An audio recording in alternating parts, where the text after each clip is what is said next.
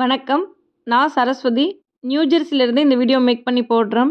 யூஎஸில் mostly freeze பண்ண item தான் சாப்பிட முடியும். சிக்கன் நாளே வாங்கி வச்சுருந்தேன். ஃப்ரீசரில் வச்சுட்டு சமைக்க போகிறதுக்கு ஒரு 2 மணி நேரத்துக்கு முன்னாடி அந்த சிக்கன் எடுத்து தண்ணியில் போட்டு வச்சிட்டோம்னா சிக்கன் நார்மல் ஸ்டேஜுக்கு வந்துடும். காலையில் பிரேக்ஃபாஸ்ட்டு தோசை, கொத்தமல்லி சட்னி. ஆஃப்டர்நூனுக்கு சிக்கன் பிரியாணி செய்யணும். பிரியாணி செஞ்சு எடுத்துகிட்டு இன்னொரு பிளேஸில் தான் போய் சாப்பிட போகிறோம். இது சிக்கன் கிரேவி. என்னோடய ஃப்ரெண்டு இந்தியா ட்ரிப் போயிருக்காங்க. அதனால் அவங்க ஹஸ்பண்டுக்கு சிக்கன் கிரேவி ரெடி பண்ணி கொடுக்கணுன்ட்டு அதை செஞ்சிட்ருக்கேன். சிக்கன் பிரியாணி நான் 1 கிலோ தான் செய்கிறேன். கெட் டுகெதர் மாதிரி நிறைய ஃப்ரெண்ட்ஸ் நிறைய டிஷ் எடுத்துகிட்டு வருவாங்க. நான் சிக்கன் பிரியாணி செஞ்சு எடுத்துகிட்டு போகிறேன். இது நம்ம ஜபர்பாய் பிரியாணி. எந்த ஒரு மசாலாவும் இருக்காது. வெங்காயம், தக்காளி, சக்தி மசாலா, சில்லி பவுடர் இருக்கும்ல, அது மட்டும் தான் போட்டு இந்த பிரியாணி செய்வாங்க. 1 கிலோ ரைஸ்க்கு 1 கிலோ சிக்கன் போடணும். இது ஃபுல்லாக என் ஹஸ்பண்ட் தான் இந்த பிரியாணி பண்ணியிருந்தாங்க. நான் கொஞ்சம் ஹெல்ப் தான் பண்ணேன். நம்ம குக் பண்ணுறதுக்கும் வீட்டில் ஹஸ்பண்ட் குக் பண்ணுறதுக்கும் என்ன டிஃப்ரென்ஸ்னால், நம்ம யூடியூப்பில் ஒரு 10 நிமிஷம் வீடியோ போட்டிருப்பாங்கன்னா அதை பார்த்து சமைக்கிறோன்னா 5 நிமிஷம் தான் அந்த வீடியோ பார்த்துட்டு சமைக்க ஆரம்பிச்சிருவோம். இந்த பிரியாணி ரெசிப்பியை செய்யறதுக்கு நாள் ஒரு 20 டைம் பார்த்துருவாரு. செய்யறதுக்கு ஒரு 1 ஹவருக்கு முன்னாடி ஒரு 20 டைம் பார்த்துருவாரு. அந்த பிரியாணி செய்யும் போதும் அவங்க சொல்கிற கன்சிஸ்டன்சி வரைக்குமே அந்த வீடியோவை பார்த்துட்டு தான் ஒவ்வொரு ஸ்டெப் மூவ் பண்ணுவார். இவ்வளோ கஷ்டப்பட்டு ஏங்க சமைக்கிறீங்க அப்படின்னு கேட்டால், என்னைக்காவது ஒரு நாள் ஒரு ஹாபி அப்படின்னு செஞ்சு கொடுக்குறது. பிரியாணி ரெடி ஆயிடுச்சு. இப்போ நம்ம ஃப்ரெண்டு வீட்டுக்கு கிளம்ப வேண்டியதான். அமெரிக்காவில் இப்போது மரத்துலலாம் லைட்டாக இலை வர ஆரம்பிச்சிருச்சு. சரி, ஸ்ப்ரிங் சீசன் ஸ்டார்ட் ஆகிடுச்சோ அப்படின்னு நினைக்கிறதுக்குள்ளே டக்கு டக்குன்னு ஸ்னோ வந்துடுது. நிறைய ஃப்ரெண்ட்ஸ் இந்த ஸ்னோ வீடியோஸ்லாம் முன்னாடி போட்டிருப்பேன். அப்போ கமெண்ட் பண்ணுறீங்க, யூஎஸில் ஸ்னோவில் நல்லா என்ஜாய் பண்ணுறீங்க அப்படின்ட்டு. இந்த ஸ்னோ விழுகிற கண்ட்ரியில் ஒரு 2-3 நாள் தான் அந்த ஸ்னோ என்ஜாய் பண்ணுவோம். அதுக்கப்புறம் ஏன்டா இந்த ஸ்னோ வருது அப்படி தான் இருக்கும். வீட்டுக்குள்ளே ஹீட்டிங் சிஸ்டம் இருக்கும். அதனால் நார்மலாக இருக்கிற மாதிரி இருக்கும். வீட்டை விட்டு வெளியில் காலை வைக்கணும் அப்படின்னாலே gloves, thermal dress, over coat எல்லாத்தையும் போட்டுட்டு போகிறதுக்குள்ளே வீட்டிலே இருந்துடலான்னு சொல்லிட்டு ஒரு 10-15 நாளைக்கு ஒரு டைம் தான் போயிட்டு கடையில் போய் திங்ஸ்லாம் வாங்கிட்டு வருவோம். ஒரு டைமே இந்த காரை க்ளீன் பண்ணி எடுத்துகிட்டு போகிறதுக்குள்ளவே அவ்வளோ கையெல்லாம் ஃப்ரீஸ் ஆயிரும். நிற்கவே முடியாது வெளியில். இதனால தான் அமெரிக்காவில் ஒரு வீட்டுக்கு ஒரு காராவது கண்டிப்பாக வச்சுருப்பாங்க. கார்லேயும் ஹீட்டிங் சிஸ்டம் இருக்கும். நம்ம வெளியில் போகிறதுக்கு ஒரு 1/2 ஹவருக்கு முன்னாடியே நம்ம அந்த கார் ஆன் பண்ணி வச்சோம்னா கார் கொஞ்சம் ஹீட் ஆயிரும். கண்டினியூஸாக ஸ்னோ வந்துட்டு தான் இருக்குது. எத்தனை முறை ஸ்னோ வந்தாலுமே ஸ்னோமேன் ட்ரை பண்ணிட்டு தான் இருக்காங்க. ஏற்கனவே நான் ஒரு ஸ்னோ வீடியோ போட்டிருப்பேன். அதில் ஸ்னோமேன் மேக்கிங் போட்டிருப்பேன். அது கொஞ்சம் சுமாராக வந்துருந்துச்சு. நம்ம வீட்டு பக்கத்துலேயே கொஞ்சம் பெருசாக ஸ்னோமேன் பண்ணி வச்சுருந்தாங்க. அவங்கக்கிட்ட போயிட்டு ஃபோட்டோ எடுத்துக்கிட்டோம். நாங்கள் ஸ்டே பண்ணியிருக்கிற கம்யூனிட்டி கொஞ்சம் பெருசாக இருக்கும். எங்கள் வீட்டிலேருந்து மெயின் ரோட்டுக்கு நாங்கள் கனெக்ட் பண்ணணும் அப்படின்னாலே ஒரு 5 நிமிஷம் காரில் ட்ராவல் பண்ணதுக்கப்புறம் தான் மெயின் ரோடே வரும். கம்யூனிட்டினா என்னென்னு கமெண்டில் கேட்டிருந்தீங்க. நிறைய வீடுங்க இருக்கிற பில்டிங்லாம் சேர்ந்து ஒரு இடத்துல இருக்கிறது தான் கம்யூனிட்டி அப்படின்னு சொல்லுவாங்க. நம்ம ஊரில் அப்பார்ட்மெண்ட்னு சொல்லுவாங்களோ அது மாதிரி. நம்ம வீட்டிலேருந்து ஃப்ரெண்டு வீட்டுக்கு போகிறதுக்கு ஒரு 15 நிமிஷம் கிட்ட ட்ராவல் பண்ணி தான் போகணும். இங்கே எவ்வளோ ஸ்னோ விழுந்தாலுமே உடனே க்ளீன் பண்ணிவிடுவாங்க. ரோடு ரொம்ப க்ளீனாக தான் இருக்கும். சைடில் ஸ்னோ எல்லாத்தையுமே ஒதுக்கிடுவாங்க. இண்டிவிஜுவல் ஹவுஸ் இருந்தால் நம்ம தான் அதை க்ளீன் பண்ணணும். அப்பார்ட்மெண்ட்டில் இருந்தால் மெயின்டெனன்ஸில் க்ளீன் பண்ணிவிடுவாங்க. வீடு பக்கத்துலேயே ஸ்னோ ஸ்லைடிங் போகிறாங்க. இந்த ஸ்னோ எத்தனை முறை வந்தாலும் snowman making, snow sliding, snow ஸ்கேட்டிங்னு ஏதாவது பண்ணிட்டு தான் இருப்பாங்க.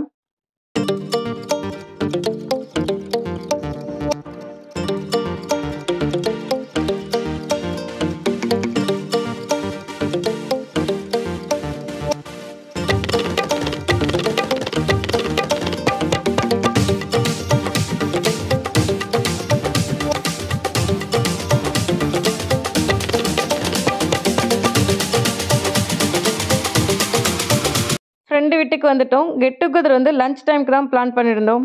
1 இயருக்கு முன்னாடி இந்த அப்பார்ட்மெண்ட்டெல்லாம் வீடு தேடிட்டு இருந்தோம். ரெண்டெல்லாம் ரொம்ப அதிகமாக இருந்தது. இப்போ நாங்கள் இருக்கிற அப்பார்ட்மெண்ட்டில் இதை விட அதிகமாக இன்க்ரீஸ் பண்ணிட்டாங்க.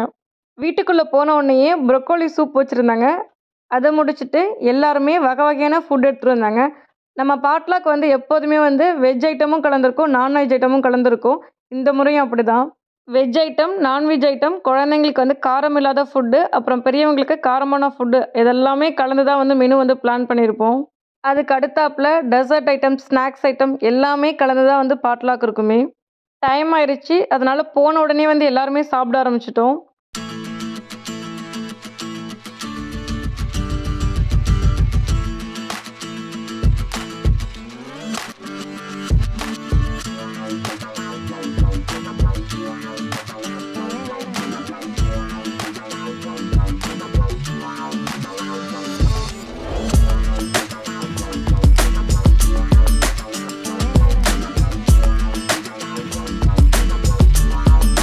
குழந்தைங்களுக்கு சாப்பாடு ஊட்டி விட்டுட்டு பெரியவங்களும் சாப்பிட்டுட்டோம். நெக்ஸ்ட் வந்து குழந்தைங்கள்லாம் விளையாட ஆரம்பிச்சிட்டாங்க. குழந்தைங்க விளையாடுறதுக்காகவே 2 ரூம் வந்து ஒதுக்கி வச்சுட்டாங்க அனு. இந்த பாட்லாக் நடக்கிற வீட்டின் உரிமையாளர் வந்து அனுப்பிரியா. அவங்கள தான் அனுன்னு சொல்லியிருந்தேன். குழந்தைங்கள என்கேஜ்டாக வச்சுக்கிறதுக்காக தான் கெட் டுகெதர். அதில் நிறைய கேம்ஸ்லாம் இருக்கும். அதில் ஒரு கேம் தான் இது. இது எப்படி இருக்குன்னு பாருங்கள்.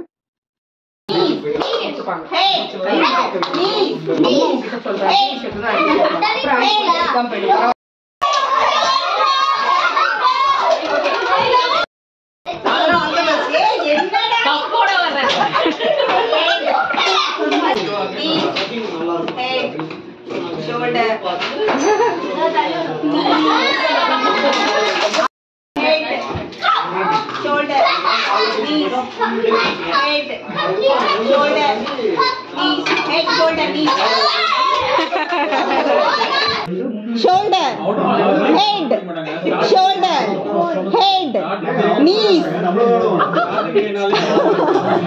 head, shoulder, cup.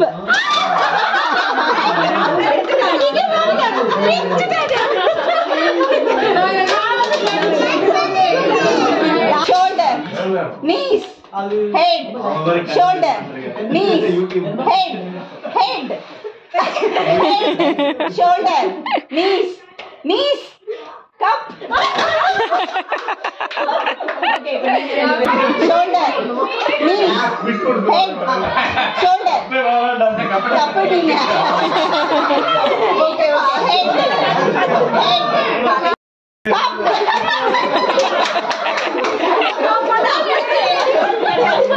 Very well. Shoulder, head, cup.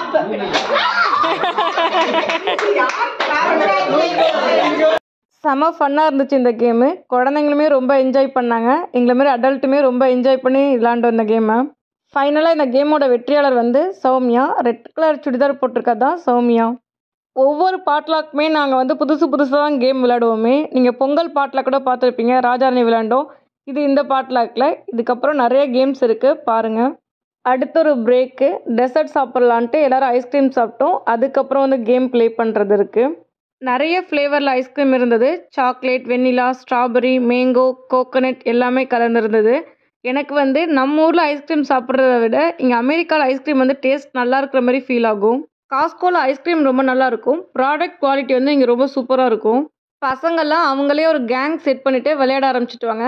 டீனேஜில் இருக்க பசங்க ஒரு செட்டாகவும், குட்டி குட்டி பசங்க ஒரு செட்டாகவும் அவங்கள விளையாட ஆரம்பிச்சிடுவாங்க. இந்த பாட்லாக்கில் 3 குரூப்ஸ் ஆஃப் என்ஜாய்மெண்ட் இருக்கும். பசங்களாம் தனியாக விளையாட ஆரம்பிச்சிடுவாங்க. எங்களை மாதிரி அடல்ட்டில் வந்து கேர்ள்ஸ்லாம் தனியாக விளையாட ஆரம்பிச்சிடுவாங்க. மென்ஸ்லாம் தனியாக விளையாட ஆரம்பிச்சிடுவாங்க. நெக்ஸ்ட் வந்து ஒரு கார்டில் ப்ளே பண்ணுற கேமு ரம்மி விளையாண்டோம். ரம்மி கேம் ஒரு 4 பேருக்கு தான் பர்ஃபெக்டாக தெரியும். எனக்குலாம் கொஞ்சம் தெரியாது. அப்புறம் சொல்லி கொடுத்தாங்க. அதை பிடிச்சிட்டு விளையாண்டுட்டோம். இன்னொரு பக்கம் மென்ஸ்லாம் சேர்ந்து அவங்க தனியாக கார்ட்ஸ் ப்ளே பண்ணாங்க. அதுக்கு அடுத்தது வந்து இந்த கிட்ஸ்லாம் சேர்ந்து அவங்களாம் யூனோ கேம்ஸ் ப்ளே பண்ணிகிட்டு இருந்தாங்க.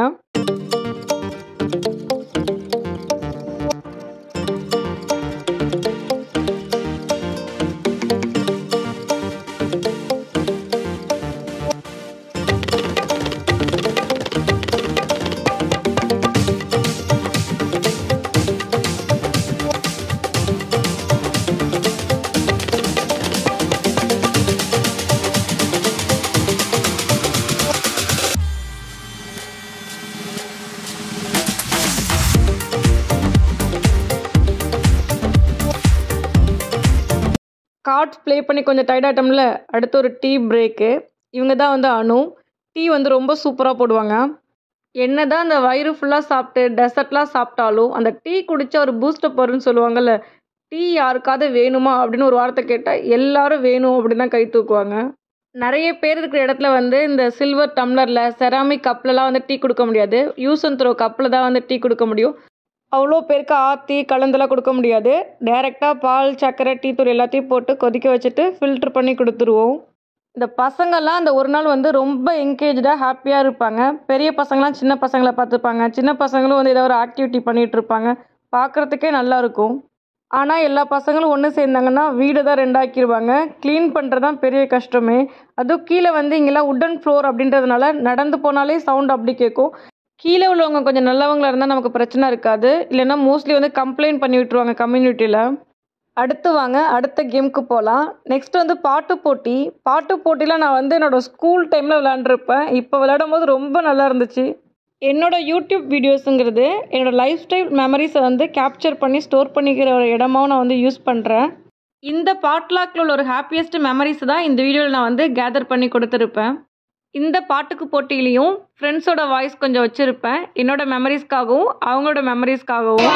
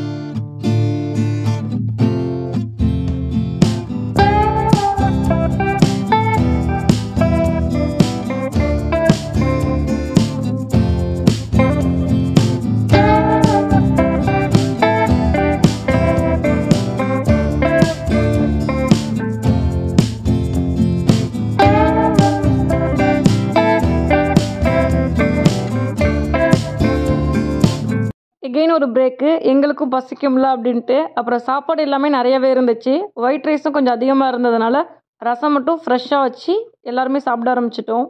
நம்ம சாப்பிடணும் அப்படிங்கிறத விட இந்த குழந்தைங்களுக்கு சாப்பாடு ஊட்டணும் அப்படிங்கிறதா எல்லா அம்மாக்களுக்கும் ஒரு பெரிய வேலையே.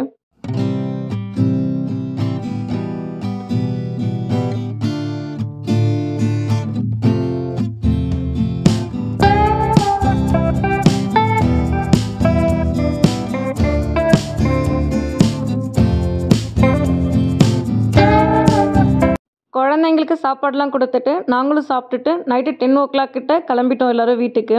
வீட்டை விட்டு வெளியில் வந்தால் நைட்டு 10 மணிக்கு அவ்வளோ குளிர். டெம்பரேச்சர் வந்து ரொம்ப டவுனில் இருந்துச்சு, மைனஸில் இருந்துச்சு. ரொம்ப சில்னஸில் நிற்க முடியாமல் எனக்கு முன்னாடியே என் வீட்டுக்காரும் குழந்தையும் வந்து வீட்டுக்கு போயிட்டாங்க. அங்கே போய் நிற்கிறாங்க. சாவி என்கிட்ட இருந்துச்சு. இந்த வீடியோவுக்கு ஒரு லைக் கொடுங்க. இந்த விலாகை நான் இதோடய முடிச்சுக்கிறேன். நம்ம சேனலை இது வரைக்குமே சப்ஸ்கிரைப் பண்ணாமல் வச்சுருக்கீங்கன்னா சப்ஸ்கிரைப் பண்ணி வச்சுக்கோங்க. வீடியோவுக்கு லைக் பண்ணுறவங்க சப்ஸ்கிரைப் பண்ணுறவங்க எல்லாருக்குமே ரொம்ப தேங்க்ஸ்ங்க. நான் என்றைக்குமே மறக்க மாட்டேன். உங்களுக்கு ஏதாவது பர்சனலாக டவுட் இருந்துச்சுன்னா இன்ஸ்டாகிராமில் கான்டாக்ட் பண்ணுங்கள். தேங்க்யூ. தேங்க்ஸ் ஃபார் வாட்சிங்.